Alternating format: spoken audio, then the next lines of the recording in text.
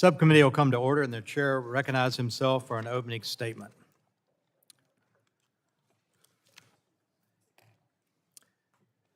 I want to thank you all for being here today to examine the Department of Energy's fiscal year 2024 budget request. Today marks the first time that Secretary Granholm has appeared before this subcommittee in over a year. Madam Secretary, welcome back to the subcommittee. The administration's budget request for fiscal year 24 is almost $52 billion, a $6.2 billion or 13.6% increase from enacted levels in 23. This includes a $366 million increase for the Office of Energy Efficiency and Renewable Energy, $46 million increase for cybersecurity, $238 million cut to nuclear energy. This request is in addition to the billions of dollars already appropriated DOE through the Democrats' tax and spend bill, the infrastructure bill, and the CHIPS Act, all of which passed in the last Congress. I look forward to taking a closer look at the request and DOE's priorities today. Energy is foundational and impacts every aspect of American life. Democrats' rush to green policies are making energy unaffordable for too many Americans. Over the past 2 years, energy prices have skyrocketed.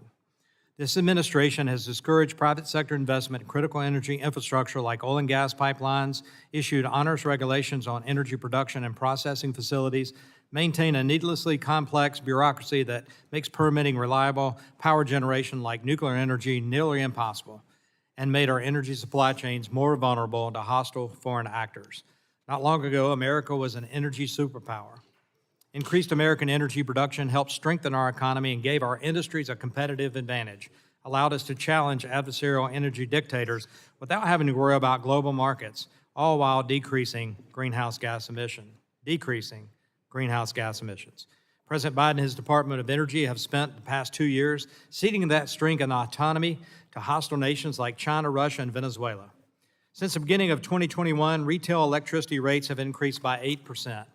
Gas prices have increased roughly 46%. Natural gas prices are up roughly 31%. And home heating oil and diesel fuel are up by 49%. Unfortunately, Democrats and President Biden's regressive energy agenda takes a whole-of-government approach to phase out American energy production and ship it overseas to countries like China. In fact, the department recently announced its intention to award $200 million to a Chinese battery company, Microvast. We have yet to hear a good explanation from the department regarding how this company was able to secure taxpayer dollars intended to establish a domestic supply chain for battery technologies. If we follow President Biden's energy agenda, Americans will become even more dependent upon China and Russia. The critical mineral supply chain for renewable energy technologies is largely controlled by those two countries. This rush to green agenda includes an impractical goal of zero carbon electric grid by 2035. And with this impractical goal comes calls for a massive expansion of transmission infrastructure. The driving force behind this push to build transmission is not reliability or to lower costs for consumers. It's largely to connect more renewable energy to the grid. I'm not totally adverse to that. That is why I am wary of a lot of the so-called reforms to the transmission permitting process, as well as a lot of the transmission programs in DOE's budget request. Most are a precursor to achieve this unrealistic rush to green goal. President Biden's energy agenda discourages investment in traditional energy sources that provide 24/7 electricity generation. According to the EIA, last year we added the least amount of interstate natural gas pipeline capacity since the agency began collecting data nearly 30 years ago. This did not happen by accident. Republicans on energy and commerce have solutions to reverse the Democrats' regressive energy agenda. H.R. 1, the Lower Energy Cost Act, passed the House a few weeks ago with a bipartisan vote. Legislation would create a regulatory structure that encourages investment and innovation to bring all forms of energy online. The Department of Energy's core mission is to confront energy security needs that face our nation. This budget request falls short of that goal. Instead, the Biden administration's Energy Department prioritizes Green New Deal policies that raise prices for hardworking Americans and embolden foreign adversaries. When America is a world leader in energy production, the world is safer and a cleaner place.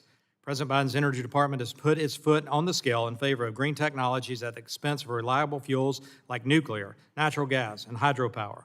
This is making our supply chains more vulnerable to foreign adversaries, dragging down economic growth, harming our national security, and raising prices for everyday American families. DOE must reverse these policies and return to its core energy security mission. So I want to thank you again, Chair Rodgers, for letting me hold this hearing. I want to thank the Secretary for being here, and I look forward to her testimony. And I now recognize Ranking Member DeGette for 5 minutes.